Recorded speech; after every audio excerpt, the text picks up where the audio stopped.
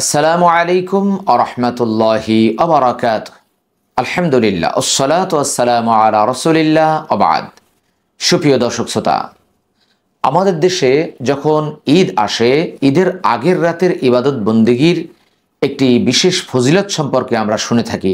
অনেক খতিব, অনেক ওয়াইজিন বা অনেক ইসলামিক বক্তাদেরকে কথা বলতে শোনা যায় যে আজকে হচ্ছে 5টি ফজিলতপূর্ণ রাতের একটি রাত, আসুন আমরা বেশি বেশি করে এই রাতে ইবাদত বন্দেগী করি। এই সম্পর্কে কোরআন এবং হাদিসে কি বর্ণিত হয়েছে? কোরআনুল কারিমে ঈদের রাতের আলাদা ইবাদতের কোনো বিষয় সম্পর্কে বর্ণিত হয়নি। হাদিসে রাসূলুল্লাহ সাল্লাল্লাহু আলাইহি ওয়াসাল্লাম কি বলেছেন আমরা সেটা দেখব। আন আবি উমামা আনিন নবী সাল্লাল্লাহু আলাইহি ওয়াসাল্লাম ক্বালা মান ক্বামা লাইলাতাল ঈদাইনি মুহতাসিবান লিল্লাহি লাম ইয়ামুত কলবুহু ইয়াউমা তামুতুল কুলুব।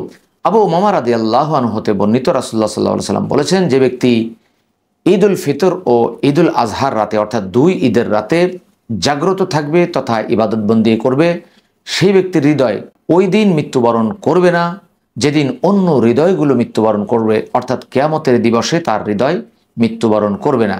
ইবনে মাজাহ 1782 নম্বর হাদিস। হাদিসটি জয়ীফ বা দুর্বল।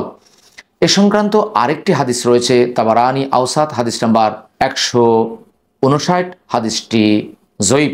এছাড়া আরও একটি হাদিস আছে যে মুআয ইবনে জাবাল রাদিয়াল্লাহু আনহু হতে বর্ণিত, রাসূলুল্লাহ সাল্লাল্লাহু আলাইহি ওয়াসাল্লাম বলেন, যে ব্যক্তি 5টি রাত ইবাদতের উদ্দেশ্যে জাগ্রত থাকবে তার জন্য জান্নাত ওয়াজিব হয়ে যাবে। তারবিয়ার রাত তথা জিলহজ মাসের 8 তারিখের রাত, আরাফার রাত, কোরবানির দিবসের রাত, ঈদুল ফিতরের রাত ও শবে বরাতের রাত। আত-তারগীব 1656 নম্বর হাদিস। হাদিসটিও দুর্বল। এখানে একটি বিষয় আমরা দেখলাম যে লাইলাতুল কদরের রাত এখানে আলাদাভাবে বর্ণিত হয়নি, যদিও লাইলাতুল কদর 1000 মাসের চাইতেও উত্তম। সূরা আল কদর 97 নম্বর সূরার 3 নম্বর আয়াত। 3টি হাদিস আমরা দেখলাম, একটি বর্ণিত হয়েছে ইবনে মাজাহ, একটি বর্ণিত হয়েছে তাবারানী আওসাত, একটি বর্ণিত হয়েছে আত-তারগীব ও তারহিবের মধ্যে। 3টি হাদিসই দুর্বল হাদিস। কোনো বিষয়ে অতিরিক্ত ফায়দার জন্য মূল বিষয়টা হাদিস দ্বারা, সহিহ হাদিস দ্বারা সাব্যস্ত হওয়া লাগে অথবা কোরআনের কোনো আয়াত দ্বারা সাব্যস্ত হওয়া লাগে।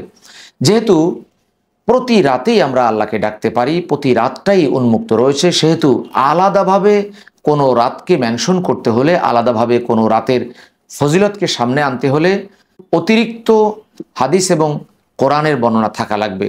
কিন্তু লাইলাতুল কদর এটি কোরআন দ্বারা এবং অনেক সহিহ হাদিস দ্বারা প্রমাণিত যে এটি 1000 মাসের চাইতে উত্তম, এবং এই রাতে রাসূলুল্লাহ সাল্লাল্লাহু আলাইহি ওয়াসাল্লাম নিজে জাগতেন, পরিবার পরিজনকে জাগিয়ে দিতেন। সহিহ বুখারী 1901, 1903 ইত্যাদি হাদিসগুলোতে বর্ণিত হয়েছে। আল্লাহ সুবহানাহু ওয়া তাআলা 59 নম্বর সূরার 6 নম্বর আয়াতে আপনাকে আমাকে তদন্ত করার নির্দেশ দিয়েছেন। ইয়া আইয়ুহাল্লাযীনা আমানু ইন জাআকুম ফাসিকুম বিনাবাইন ফাতাবায়ানু। ওহে তোমরা যারা বিশ্বাস স্থাপন করেছো, যদি কোনো ফাসিক তোমাদের কাছে কোনো সংবাদ নিয়ে আসে তাহলে তোমরা তা যাচাই করে নাও। এছাড়া রাসূলুল্লাহ সাল্লাল্লাহু আলাইহি ওয়াসাল্লাম বলেছেন, কাফা বিল মারই কাযিবান আন ইউহাদ্দিসা বিকুল্লি মা সামি'a। কোনো ব্যক্তির মিথ্যাবাদী হওয়ার জন্য এতটুকুই যথেষ্ট যে সে যা শোনে তদন্ত করা ছাড়া তা বলে বেড়ায়। সহিহ মুসলিম হাদিস নাম্বার 4 ও 5। আল্লাহ সুবহানাহু ওয়া তাআলা অন্য আয়াতে স্পষ্টভাবে জানিয়ে দিয়েছেন, ওয়ালা তাকফু মা লাইসা লাকা বিহি ইলম। যে বিষয়ে তোমার জ্ঞান নেই তুমি সেই বিষয়ের পেছনে পড়ো না, সেই বিষয়ের অনুসরণ করো না।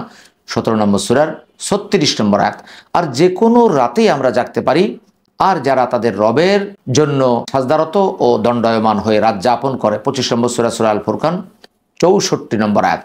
এ থেকে প্রমাণিত হয় যে অন্যান্য রাতের মতোই দুই ঈদের রাতগুলো সাধারণ দুটি রাত, আলাদাভাবে সম্মানজনক, মর্যাদাপূর্ণ বা অতিরিক্ত ইবাদতের কোনো রাত নয়, আমরা প্রমাণ পেলাম না। অতএব এই রাতের ব্যাপারে সাধারণ পাবলিককে ওইভাবে বলা যাবে না যে সম্মানিত মুসল্লিয়ানে কেরাম, আজকে 5টি রাতের একটি রাত, আসুন আমরা এই রাতে বেশি বেশি করে ইবাদত করি, এটা বলা যাবে না। বলতে হবে যে আজকে সাধারণ রাতের মতো একটি রাত, যারা পারি সাধারণ রাতে যেভাবে ইবাদত বন্দি করি এই রাতেও সেভাবে ইবাদত বন্দি করি। আল্লাহ তাআলা আপনাকে আমাকে কোরআন এবং সুন্নাহ অনুযায়ী চলার এবং সঠিক সমঝ দান করুক, আমরা যেন কোরআন সুন্নাহর বাইরে কোনো আমল না করি, কোনো আকীদা পোষণ না করি।